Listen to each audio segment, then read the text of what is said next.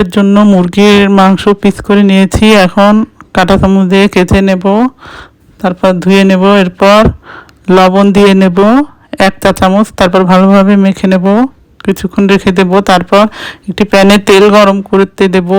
গরম হয়ে গেলে হাই হিটে মাংসগুলো ভেজে নিতে হবে। এক পাশ কালার হয়ে গেলে উল্টিয়ে দেব, তারপর অন্য পাশটা হয়ে গেলে তুলে নেব। তারপর বাকি রোস্টগুলো দিয়ে দেব। একটা বাটিতে 3 টেবিল চামচ টক দই, 2 টেবিল চামচ বাদাম বাটা, প্যাকেটের মশলা 3 টেবিল চামচ, আর 2 টেবিল চামচ টমেটো সস,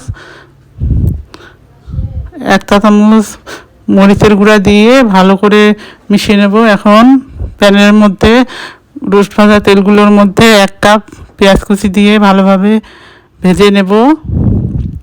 এরপর একটি বড় পাত্রের মধ্যে তেলগুলো দিয়ে তারপর আদা রসুন বাটা দিয়ে দেব 1 টেবিল চামচ, পেঁয়াজ বাটা দিয়ে দেব 1 কাপ, তারপর তেজপাতা কয়েকটি দেব।